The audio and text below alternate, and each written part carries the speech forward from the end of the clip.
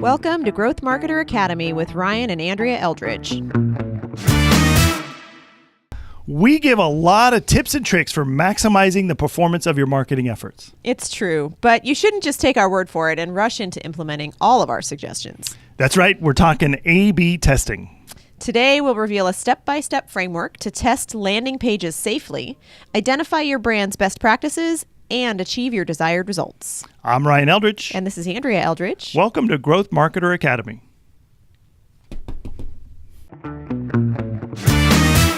This is episode number 12 of the Growth Marketer Academy podcast. I'm Ryan Eldridge, Chief Strategist of Squirrel Digital Marketing. And this is Andrea Eldridge, Creative Director at Squirrel Digital Marketing.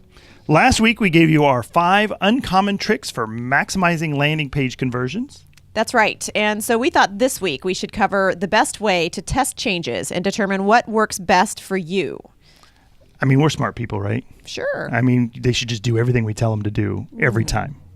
Apparently not. Yeah, ultimately, even if you listen to our podcast and you're like, oh man, they got such great ideas, I'm going to do all of those things. You shouldn't, because every business is going to be slightly different. And so you want to implement the changes that make sense for your business. What works for marketing doesn't necessarily work for HVAC, doesn't necessarily work for accounting, all that other stuff. And you don't want to embark on a bunch of changes all at once, willy-nilly, that can cause serious detrimental damage to your conversions, to your success of your business. You want to do things one at a time and measure if it worked, and that's what A/B testing is all about. Yeah. So high-performing landing pages are not constructed overnight, rather through multiple rounds of testing. Knowing how and what to test on your page is critical for securing long-term success. So first, I know you really are dying to get into it, so let's talk about what A/B testing is fundamentally. It's a scientific method. Yes. It's you performing a very defined experiment. Yeah, just like if you were going to try to take up tie-dyeing, right? And you said, oh, well, I'm going to try to make a really nice color green. You wouldn't just go, well, I'm just going to go to the store and buy a bunch of different colors and mix them all together, and eventually I'll figure out how to get green, right? Yeah. That would be a terrible way to do a tie-dye business, right? Yes. So instead, what you'd probably do is do a little research and say, okay, well, I know I'm going to need green. And so in order to do that, I'm going to buy these specific colors of green, and then I'm going to start with a base color, and then I'm going to add a little yellow. Does that give me the color I want? No, it didn't give me the color I want. I'm going to try a little bit of red. Did that give me? No. Again, why would you put red with green? But you get it, right? I mean, you would do incremental changes to try to achieve your desired result. Mm-hmm. Does that make sense? But just because you tried the first time, you said, oh, I'm going to make green, and you put all the colors together and go, damn it, that didn't make green, doesn't mean, well, I guess I can't make green. I'm going to just go make red now. Yes. Does that make sense? Yes. So when you're doing this sort of work, you'd want to first define what it is you're trying to change, your bounce rate, your click-through rate, how many people sign up for your offer, that kind of stuff. Once you've determined what you want to affect, then you start making hypotheses or add variables to try to achieve that result. So let's say you have a big button on your screen and you say, well, I want more people to click that button because that will make them download my thing. Okay. And so you might say, okay, first, now what I'm going to do is I'm going to change the font of the button because maybe that's affecting it. And you run your test for a while and it doesn't work. And you go, It doesn't affect the difference in how many people click it. Exactly. That doesn't mean that your whole experiment is dead. It just means you didn't get the result you wanted. And it doesn't mean you're already getting as many clicks as you're ever going to get. Exactly. So you say, okay, well, I'm going to try it again. My goal is to get more people to click my button. Font didn't work, so now I'm going to change the color of it. Let's try that. Run that for a while. And if that doesn't work, okay, try the next thing and the next thing and the next thing, all until you either achieve your desired result or you've just run out of ideas and you're getting the maximum effort you're going to get for that button. Mm-hmm. One of the things a lot of people fall into when they're doing on-page optimization or conversion rate optimization or A/B testing, they think there's an infinite number of changes they can make to get to this ultimate conversion rate. But the reality is if you change the button and you get a 12% conversion rate, a bump in conversion rate, then you change some of the headlines and you get a 10%. Huge, by the way. It's huge. I was going to say. But if you change your headlines and all of a sudden you get a 5 or 6% conversion rate and you keep going up, it doesn't mean that you're going to get infinite number of conversions. At some point you're going to peak out. Yeah. And so your goal is to find out where that peak is, and you can't just you can't change things willy-nilly. You have to do it in a very scientific way. So that way when you get the results you want, you can stop. then duplicate, test again. Did I get the result a second time, or was it just weird holiday? Everybody clicked on green buttons today, right? And so you want to make sure that you change your experiment or do your experiment with one variable, then try it again to verify your results. And then once you know you've got results, then implement it on your control page and then begin again. Does that make sense? Yes. And we will go through those step by step throughout the rest of this podcast. All right. Okay, so the first thing you need to do is define your metric for success. And what that means is that each landing page that you are working on should have one specific goal, whether that's collecting emails, increasing user signups, driving sales of a specific product. You need to know what it is that the goal of that page is in order to determine if the thing that you changed measurably affected that goal, like improved the chance that someone, or improved the likelihood that someone signed up or gave you their email. So in marketing, we call it a key performance indicator, which is a little jargony. And so we call it a KPI. So I want to measure this KPI, which is I want to see how many emails I can collect or how many people can sign up for my webinar. Another key factor when performing an A/B test is to remember you need to be prepared to test both big and small things. I know a lot of the things you were talking about in your last example were small changes, changing the color of a button, changing the font of a button. You will hear 100 billion tips for changing small elements of a page, and I think people get the impression that with A/B testing, it's all about this one small change and I can make huge results. Yeah, it's unrealistic.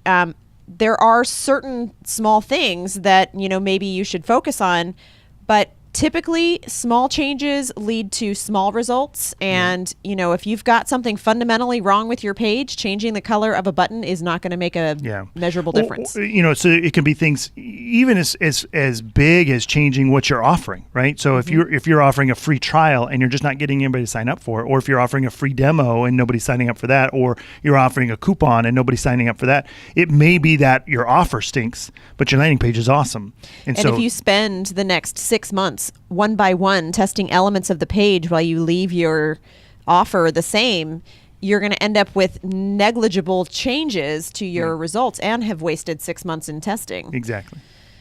So number 3 would be never run multiple tests at the same time. You're going to hear us come back to this time and time again through this episode because it's so fundamentally important. There's no way if you run concurrent tests, say like, I think I want to try a different color of this button, and I want to also change the location of the button, and I also want to put this offer thing behind, a click-through button instead of having it pop up. They may all be very useful, great changes to try, but if you do them all at once, there's no way to know that this one worked and this one didn't, and maybe this one change over here actually was detrimental to what would have been your conversion rate, but you don't know because this one was so positive. And some of those changes could work well together, while others work against each other. So correct. You just changing the color and the location might be awesome, but as soon as you moved it to below the picture, now you screwed it all up and you took away 10% of what you could have had. So yeah, so one thing at a time. I know it seems time consuming and tedious, but it's the only way to actually gauge results of a specific change. Well, one of the things that we found in marketing, especially when we talk to clients, is everybody believes they have a very a good handle on what their customers want and how their customers react, and so they come up with what they consider their best idea, and that's what they design and put up their best offer, their best design, their best wording, everything else, and they're like, that's perfect. Work complete. It's exactly what I want. But what they don't realize is that someone else might have just as good an idea. That first idea that you had was just your guess. I'm just guessing what this is going to do. And so if you stop trying to change, and you're going to get stuck with mediocrity. You're going to get stuck with, now your first guess or your first try might be the best. It's unlikely, but it's possible that you are just a freaking marketing genius, and if you did, give me a call because we're hiring. But if you did, I mean, that's awesome. But most likely, really, your best guess was just your first try, and then your second try might be a little bit better, and your third try a little bit better, a little bit better, a little bigger. And incremental changes will ultimately reach major success. All right, so you're ready to begin designing your own test. Step 1. Measure landing page performance to uncover problematic areas. So this is basically harkening back to what I was saying about big changes, small changes. The tests that provide exceptional results typically target big issues on your landing page. And so in order to show big improvement, it's got to be broken to start with. And so how do you find those problems on your page? Well, generally you want to use Google Analytics. That's usually the best tool. It's free, and you can go there as long as you've got everything set up properly. You can go to Google Analytics, check out behavior, and go to the landing page section. From there, you'll get statistics on your bounce rate, how much time they spent on page, whether or not your form was abandoned midway through, things like that. And you just want to keep your goal in mind when you're deciding on what you want to focus on. So an example here would be if your goal is to collect your lead's contact information, you might isolate a problem of high bounce rate and go, so you're going to look at the things that might be immediately causing the visitor to back out of your page. Something like, do you show an opt-in form before giving any value? Is your landing page out of sync with the ad or the format of the website that the traffic originated from? These are basically just giving you the opportunity to isolate the problem and start to brainstorm a list of things that could be causing that problem. Yeah, exactly. So next you want to gather data from your visitors. So to figure this out, it can be a little bit different. There's some tools you can use to figure out what your visitors are doing while they're on the page. And really ultimately, I mean, if you're going to be deciding what to change, you need to figure out why your visitors are behaving in a certain way. And to do that, you need to talk to them to understand their intent and their user experience. So option number one, you can add an exit survey. So as they move off the page to go up to their browser to click the back button or to go back to the Google search results or whatever, you can just basically give them a little pop-up that comes in and ask them a few fundamental questions about their experience on the page. Now, you're not going to get stellar click-through rates on this. It's not like everyone's going, let me give them some marketing information about how I felt about their page. What did you think of the green that we used? I was already on my way out, but I'm going to go ahead and answer 27 important questions for their benefit. So most people are going to bail on the survey, but some of them will. And keep in mind, the ones that do are probably the ones that are more meticulous and a little bit more caring. And so their data might be worth more than the guy who jumped on your page and goes, this is crap, and bailed, right? So my suggestion would be to start with one easy and fast question. This is basically because fundamentally the longer and more detailed the survey looks, the less likely your visitor is to participate. This means that you also want to limit the number of options if you're choosing a multiple choice question, which for your first question, I would highly recommend you do. If they see a blank form and they know they're going to have to type something out, they're not going to stick around to do it. Name, email address, phone number, where you live, how many employees you have, what's the name of your dog and your kids. Yeah. If they answer the first question, then you can prompt or populate additional questions or an option to add in details. So for example, let's say your first prompt says, leaving so soon? How did we fail you? Try to, ideally make it something where it's cute but short, something that kind of gives them something eye-catching that makes them go, oh, okay, well, it's just one question. So, and maybe your multiple button click options would include, I don't want to give up my contact info. I don't want what you're offering. It isn't what I thought it would be. It's too expensive. Basically, you're going to be deciding what those two questions are based on what it is that your page's goal is. So if it's to collect email, that you're going to, basically focus on pain points such as the value of what you're offering in exchange for that information. Yeah. If you're trying to sell a product, then you're going to purchase, do purchase pain point.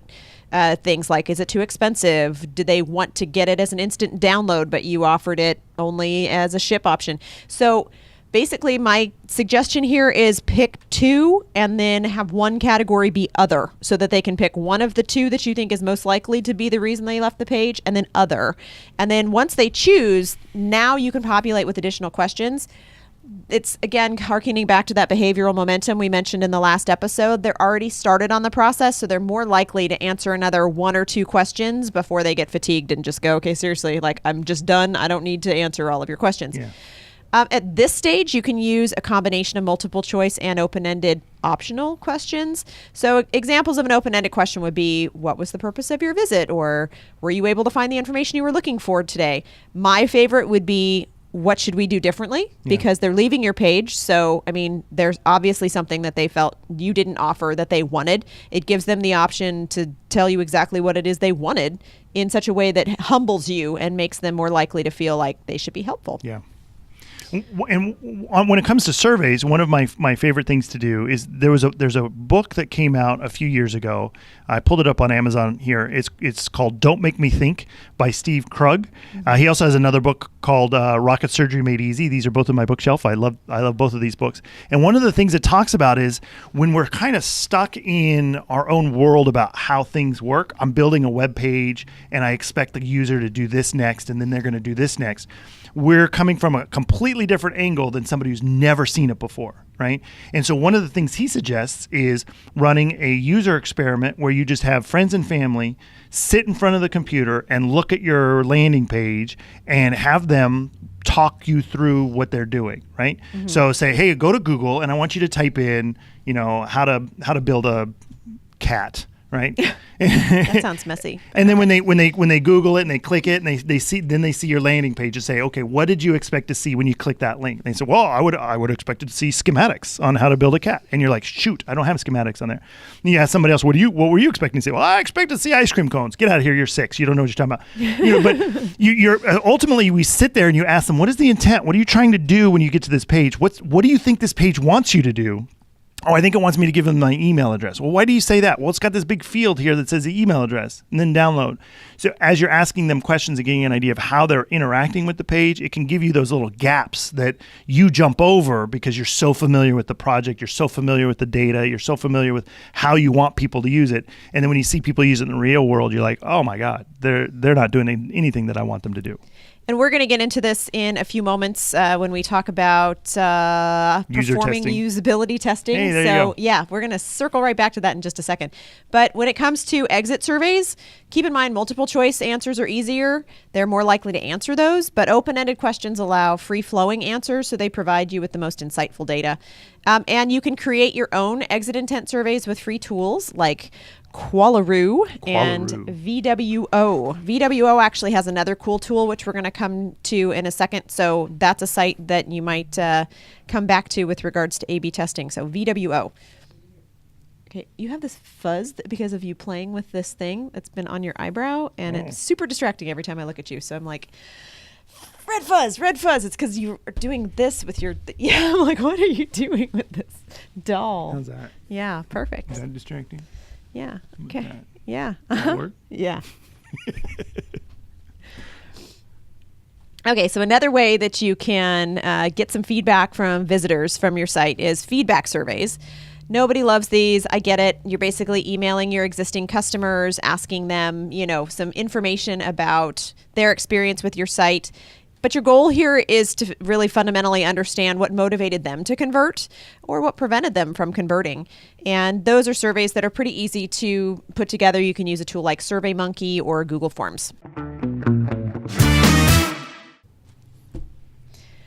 So it's important to remember that surveys do have limitations. Obviously, not everyone's going to participate, and some of those answers just might not be accurate, and there's really no guarantee that questions were answered honestly by someone willing to complete an exit survey or at all. Yeah. So this is where usability testing can come in really handy. This is, to a certain extent, like an automated version of what you were talking about a few moments ago about roping in friends and family to look at the page and walk you through the process. Yeah. There are certain tools that you can use that will allow you to actually record a visitor's interaction with your page. You're seeing things like where they look, where they click, where they pause, and identify points of confusion that could be preventing them from completing your goal. Yeah. So some of these tools would be Hotjar and user testing. I mean, very... We've also used a tool called Mouseflow, and what a lot of these will do is that they'll not only give you a heat map showing you the hot points of the page that people are hesitating on or clicking on, or where their mouse is going or how far they scroll down the page. Not only will it give you that information, but a lot of these tools can actually record the sessions of the people on the page. And so what you'll literally see is it'll start with the page. You'll see their mouse come over. You'll see them click on something, and then you'll see something happen. And when their session ends, that recording ends. And it's really helpful because you can literally watch hundreds of people go through your page in an hour, depending on how much traffic you're getting, in an hour, or in a day, or in a week. And you can watch each session and go, why aren't they clicking that button? They keep scrolling down like they're looking for something. What are they looking for, right? So it doesn't give you a lot of context, but it gives you a lot of raw data. And so you can change something, then watch the heat map, watch how they respond to it, almost like mice in a maze. You can kind of add a new variable. Let's see how they react to this. Ooh, let's add a new variable. Let's see how they react to this. Yeah. So it basically lets you identify potentially problematic areas on your landing page and then use that information to brainstorm the sequence of testing you want to implement to improve performance. And so we're gonna put a copy of a heat map example on the show notes so you guys can check that out. Yeah, because when I hear heat map, I'm thinking like, is that meaning that they're accessing their camera from their laptop and tracking their eye movements? That sounds really creepy. No, it's more like, basically algorithms that determine based on when they scroll and if they move their mouse around, what it means they're really focused on for any moment. We at one point had a disagreement, not Andrea and I, but someone else, one of our developers and I had a disagreement fundamentally about the theme of a website, of how the website was going to roll. And we needed a lot of data fast because we were ready to launch. And we had no way of doing it. Our friends and family weren't interested in the subject matter that we were going after. We didn't have a lot of time to bring in a user group to test. So what we did was we went and actually used Amazon service called Mechanical Turk. Okay. And it's where you can essentially put up a problem or ask a question, and it'll crowdsource it from users all over the world. And so you can say, when you go to this webpage, it has to be very basic. You can't ask really multi-step questions because you're going to have some language barriers. But if you ask something like, what is the intention of this page? And then send it out, you'll get thousands of answers in minutes about what is the reason for that page. Or if you say, what am I selling? They'll be able. You can ask that question, then they'll be able to answer that question with thousands of responses, and it's really helpful. Yeah, and it's inexpensive. It costs you pennies for each response, and it's invaluable for the amount of data you can get so quickly in a short period of time. Yeah, because that's often the hardest part about testing is making sure that your test group is wide enough to have your results be reliable. And I know we'll come back to that in just a moment when we talk about length of time of your test and how to decide how long to test. Yeah. Step 2, prioritize what to test. Okay, so, obviously a few minutes of brainstorming, and you're probably already going to have a huge list of stuff that you want to test once you start looking into this data and potentially problematic areas and how you really are, losing customers along the way. Some essential tests for landing page optimization would include the CTA. This would be things like the placement of the CTA, the copy, so like what words you use, the color, the size, the copy itself, the headlines, word count, value proposition. Other things that can be certainly affecting your end conversion of your page would be forms themselves that you've included in the page, the length, the type of field you're using, if you're using an auto select or a pre-fill or a manual fill, the images that you have on the page, where they're placed, if they're relevant to your offer, and obviously pricing, where you show pricing, whether or not you include pricing, and the price itself, if it's too high for the market that you're targeting. And you mentioned anchoring in there. Sometimes one of the fundamental parts about pricing is you have to give them some relevance, right? If I'm trying to sell you a glass of water and I'm charging $10 for it, you'll probably look at me like I'm crazy. You're like, well, water's free. I can freaking go over there and I can get water right now. Or I can go to a restaurant and get it for free. So $10 seems outrageous. But if we're in the middle of the desert and there's no water anywhere around, and I pull out this nice tasty glass of ice water and I say, it's just going to cost you $10, you'd be like, freaking give me that. I'll pay you $15, right? Yeah. So it's got to be around context. What anchoring is when you give them a price. You'll see this a lot in infomercials. It's one of my favorite pastimes, watching infomercials. But you'll see this a lot in infomercials where they say, well, how much would you pay for this set of steak knives? Would you pay $29, $39, $49? How about if I told you it was only $9.95? Anchoring is when they tell you the highest possible price. It's $59. If you go out to Walmart right now, you'll buy this for $59. And you're like, oh my God, he's right. I would totally pay $59 for that. And then when they drop it all the way down to $9.99, you're going, oh, that's pretty good. And then we'll throw in another set. And then we'll throw in this. And we'll throw in that. And we'll kill your mother for you. You're like, whoa, hold on. Right? But anchoring is that. It's giving them an anchor price and then giving them some context around that price so that way your price now suddenly seems, ooh, that's so nice. I like that. I'm still a little disturbed by the fact that you thought killing your mother was a value add proposition. So I always we're get just gonna a little bit violent. glance right over that one. Yes. All right, so now you have to figure out where to start, though, because you've got this long list of things, and as we keep coming back to, only test one thing at a time. It's the only way to confirm success or failure of a change if you're only doing one thing at a time. Yeah. So you got to start off by creating a list of things that you think you might want to change or test to see if it makes a difference. I would create a list of the KPIs, the key performance indicators that you want to affect, and then make a list for each one of those of ways you think you can affect it. Right? I want to create more click-throughs for my page. So I'm going to change the button color. I'm going to change the button font. I'm going to change the location. I'm going to change. And so that we've got a nice list of experiments you can do to affect that one particular thing you want to try. Mm-hmm. I want to decrease my bounce rate. Nobody wants to increase their bounce rate. Right. So you want to decrease your bounce rate. So here are some of my experiments that I want to run about that. So each time you're going to pick out a specific result you want to achieve, and then all of the experiments you're going to try to achieve that result. Okay. So now you've got this massive list. And so some things that you need to keep in mind when you're considering prioritization is first, how easy or difficult is it going to be to deploy that certain test? If a test is going to take months to design and execute, it might not be a great candidate for your first test unless you are convinced that your page is so fundamentally flawed that you need to do something major and massive. But really, what is the potential impact of your test? That's the second factor that you really want to consider. A test that's likely to offer big results is going to get higher priority. So even if it's going to take some time to do, if you know that it's got the best chance of making the biggest change, then it can still rank higher than some of those easier to implement changes. So to do that, you can essentially score your list. Say you just go through 1 through 10, 10 being the most valuable, 1 being the least valuable, and score them. What do I think is going to affect my bottom line the most? What is going to pull more money into my bank account so I can buy my kid a new pair of shoes? This is the number one thing. This but is really, the number two again, thing. it's keeping in mind your specific KPI that you're testing and the Yes. goal of your page. What is the most likely to affect the biggest change towards that specific end goal? It might not be selling something at that stage. If you've got a landing page that's there to collect info, then tying it to money is not as valuable. No, but if it's a page that I'm ultimately in the awareness stage of my customer journey, and I know that the number one thing I want them to do is download my PDF on how to build a cat. Again, I know I'm on that, but I want them to download my PDF on that. I know fundamentally the more people that download my PDF are going to go into my audience that I'm going to retarget, or they're going to go into my email campaigns, or they're the ones that are going to end up giving me money. That's how I would trace it down to how much money am I going to make on this. Gotcha. So there are going to be times where you know that you have several major issues, and a lot of people, when it comes to A/B testing, think, okay, well, I just got to get started changing one thing at a time and just see and test this one variable.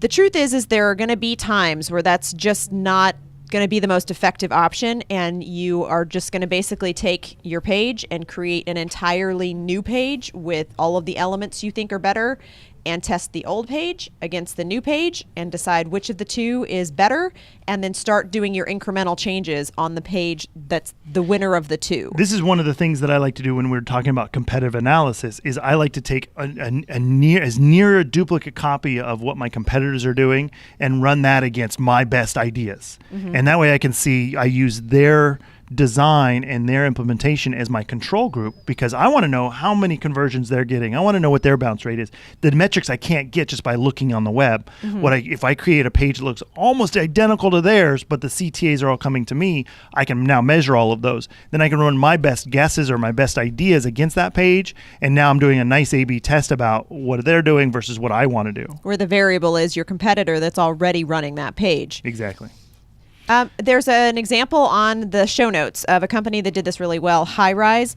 They did several rounds of small tests, didn't really achieve anything major in terms of their response, and they did a major page overhaul, and it made a huge difference. And so there's an example there of what their old page looked like and what their new page looked like, and you can see that it's a fundamentally different page. It's a complete design overhaul, but sometimes that's what's necessary to get the right starting point to start doing small changes. And if you want to see it in action happening live, Jason Fried, who owns 37 Signals, he is a huge fan of this. 37 Signals is the one that owns High Rise, and they also own Basecamp and Backpack and Fire, all the other crap. So what you want to do is if you just watch their homepage, their login page, every month you'll see something will change. Something will add, something will subtract, and you could literally see their experiments happening almost live. It's really cool to watch. And if you read that, or if you go into the show notes and you see that article, you'll see that huge change that they made.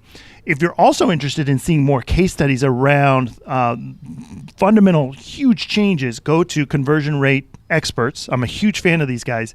These guys are based over in the UK, and they do these amazing case studies where they'll take a page that's already converting fairly well, and they'll just change everything, and then they'll run it against theirs, because they use scientific methods about how they know customers are going to react to page elements, and they'll get 100% changes, 120, 130, 140% changes in terms of their CTAs or their acquisitions. It's insane. So in these cases, that would factor into your prioritization of changes. Like perhaps you've got a list of 700 things that you want to try to change, and you're like, you know what, really, I just want to try a new version of this page where I put all of these things that I think are better, because now I've, when I created the page, I didn't really know anything about marketing, and I just kind of slapped some stuff together based on my best guesses from copying some of the things that I'd seen online. And now I've done, some actual studying of behavioral, work that has gone into deciding what works best. And so there's a list of things I want to do. It's going to take me 2 years to test each of these elements individually. So instead, I'm just going to create a secondary page. Ideally, you basically just need to figure out what are you going to start with. If it's a major page overhaul, that's one thing. If you feel like you're pretty good where you're at, or you've already done a major page overhaul and you're looking to change individual elements, you go back to that prioritization. What's the most likely to cause the best results in terms of isolating the most change?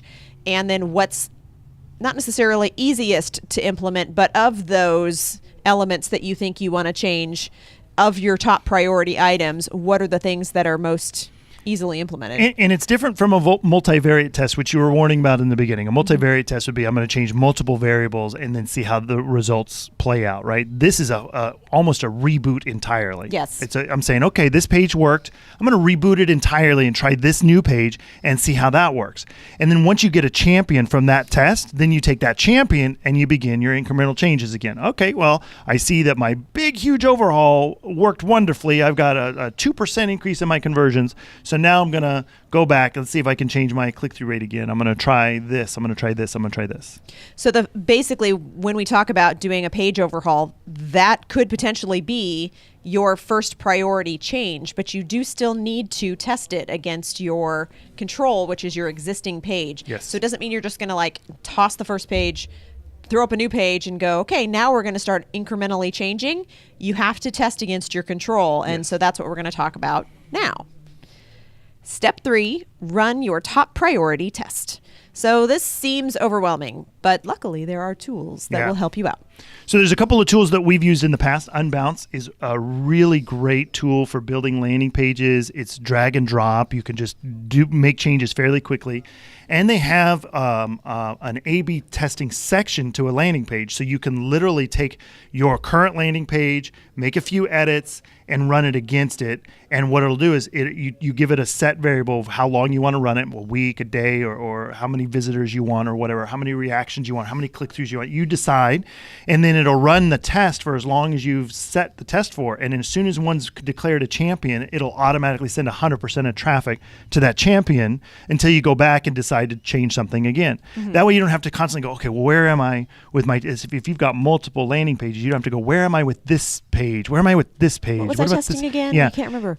It kind of handles it all for you in the background. All you got to do is set it up at the beginning. And setting up is very, very easy. Optimizely works even better in terms of like an entire website. So if you're trying to optimize for SEO, you're trying to do a bunch of stuff, Optimizely works great because it basically makes a complete duplicate of your website and then allows you to drag and drop your website around, run it live against test users, and then you can keep changing things a little bit. Does that make sense?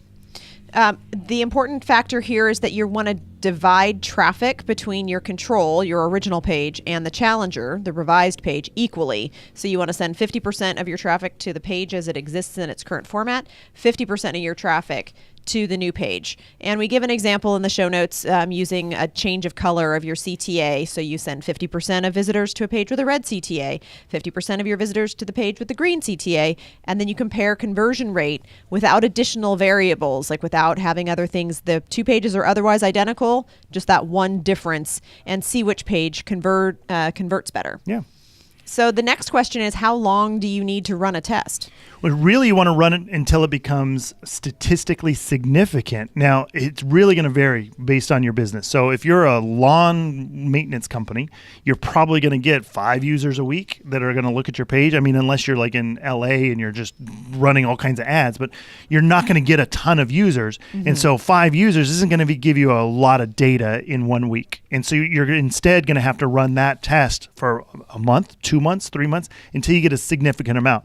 And what I would generally suggest is at least 100, thousands even better, but at least 100 that'll tell you, okay, well, about 100 different people look at this page, and so I can get 50 go to this page, 50 go to this page. Yes. Or do you mean 100 to each page? 100 to each page. So actually 200 site visitors. There you go. Yeah, 200 site visitors, because you really want to get a sense for what is a group of people going to do, not just what 2 or 3 people. If 2 or 3 people are going to throw off your results, it's not very good, very good experiment. So it's important to remember that anomalies can occur on a certain day of the week, seasonally, around holidays, and you may need to extend or adjust your testing period accordingly. Yeah. And this is where actually we talked a little bit about that website VWO. They offer a really cool test length calculator. There's a link to that in the show notes. You can go to VWO.com A/B test duration. Basically, it'll tell you your optimum length of time based on a number of different factors that they'll ask you. Basically fill out like a little questionnaire, and they tell you how long to run your test for. Yeah, that's pretty good, because statistics for a lot of us is really confusing, and trying to figure out exactly how far I need to go to get something that's statistically viable can be kind of hard, especially like I said, if you don't have a website that's being trafficked a lot, and but you still want to make these kind of changes. You don't have 6 months to test one color. Right? Yeah. You forget about it. It's going to take forever. And using different services like Mechanical Turk or something like that to figure out these answers can sometimes be expensive for some people. So yeah. Okay, so the next thing you need to figure out is, once you've run the test for the appropriate period of time, you need to interpret those results. So there's one thing to keep in mind. Results typically include what's called a confidence interval. So that means plus or minus 2%. You want to factor that into your results, because if you're running 2 pages and they've got very statistically similar numbers, even something as small as like a 0.24 confidence variable can make a major difference in your results, enough to cross over those pages to say, okay, well, one isn't really a defined winner. One, like initially, if you go, okay, well, the conversion rate on my first page is 1.23%, and the conversion rate on my other page is 3.26%. So obviously the second page is the winner. But if you've got a confidence interval of, a pretty big number, that can definitely throw off the reliability of those results. So I give an example in the show notes with an image and some data in there if you're interested in figuring out how that works more. Really, ultimately, the thing to keep in mind about confidence intervals is that smaller confidence intervals are always preferable, because larger intervals make it harder to just be dependent on those results, harder to trust them. Are they due to your variation, or is it a random sampling error? Like if you've got a big difference with that confidence interval, then that's telling you that there could be fundamentally something wrong with the test. And I know on Unbounce, for example, they will give you a confidence score on your test. So it'll tell you specifically, okay, well, we're 97% confident in whether or not this result was good or not. Okay, so step 4 is basically do it over and over again. So testing is an ongoing process. It's something to remember. You may think that a landing page has hit that sweet spot where everything's great, but you do want to continuously test for improvements. I know this kind of goes against what you were saying about, like, at some point you run out of things to test that are going to make measurable difference. There is a return on investment, certainly, if your page has already been tested significantly. But I think that what we're trying to impart here is that it's easy to get ambivalent about a page that is performing well and you think, all right, it's good enough. But this is the first place that your customer interacts with you in so many cases that you really want to make sure that you don't just take the best chance that it's working as well as it can. So just to clarify, you will reach a point where you cannot optimize a page anymore. It will happen. It could take 1,000,000 years to get there, or it could take 2 days. It really depends on how amazing your marketing is dialed into what your customers are likely to do. But here's the flaw that a lot of conversion rate optimizations fall into is you'll read an article that'll say, oh my God, I'll give you an example. One of our employees had read an article and they said green buttons convert way better than anything else. And on one of our landing pages, we had a red button. And he was like, oh my gosh, this is just the terriblest thing in the whole world. We have to change this. We've got to do this. And I explained to him, that's not the way A/B testing works. You don't just change the color because you read a survey about somebody else's webpage. That is not an experiment. That is throwing spaghetti at a wall. He argued and argued and argued with me, and I finally said, you know what, this is costing too much money to argue. Fine, make the change. And I will show you that this isn't going to make any significant difference. Statistically relevant data. And so he did. He went in there, he changed one of the landing pages, changed that button to a different color, and sure enough, there was no conclusive data. It didn't really do anything because on Tuesday we got 4 extra clicks, on Wednesday we got 2 less clicks, on Thursday it was ridiculously silly. Statistically irrelevant, yeah. And so what you don't want to do is read an article about how somebody else did a very basic experiment and it changed their conversion rate by 20%, and then you're going to implement that experiment and you're guaranteed to get a 20% conversion rate. It's not going to happen. And then you read another article that says, oh, and if you do this thing, you'll get another 18%. If you do this other thing, you're going to get another 12%. You'll get to a 10,000% conversion rate at some point if you were able to implement all of these things and do these amazing conversion optimizations. Does that make sense? At some point, your page will top out. That's it. It'll be done. But there's other fundamental elements that are causing someone to choose to opt in on your offer or not, and there's only so many you can get to commit. It's not all about page color, font size, or button. Yes. All right. So, when it comes to running a test, again, you want to basically run the test, choose the winner based on the statistically proven data that you've gotten an actual, like, this page converted better than this one. That page, the winner, becomes your new control, and the next item that you test is tested against your control so that you can see this one element did or did not improve my conversion to my end goal, and the one that's the winner becomes your control. Yeah. Most people, when they're building their marketing campaigns, their marketing ideas and their landing pages and their ads and everything else, they're all based on an emotional response. They're coming up with their best ideas and their best guesses based on emotional choices, right? The data is what is going to tell us whether or not we've made the right decisions. And so you can't start with data. You don't have any data. You have to start with those emotional, I think they're going to do, I want them to do, so I'm going to put this here. And once you get the data, you can say, was that the right choice or not? And the data will tell you that was a good choice or that was a bad choice. It's black and white. Your landing pages are often the first experience a new lead has with your brand. It can make or break the likelihood that a page visitor will act on your desired goal. But making changes can be risky if you do it wrong. But they can produce amazing results for your conversions and your bottom line when done methodically and correctly. A/B testing gives you the best opportunity to get immediate results without risking the farm. All right, that's all for today. So make sure you head over to squirreldigitalmarketing.com/podcast to check out the show notes from today's episode and also links to the resources that we talked about today. And if you're finding our podcast to be helpful or cool, be sure to rate it on whatever platform you're listening on, or even better, leave us a review. I'm Ryan Eldridge. And I'm Andrea Eldridge. Thanks for tuning in to Growth Marketer Academy. This has been Growth Marketer Academy with Ryan and Andrea Eldridge.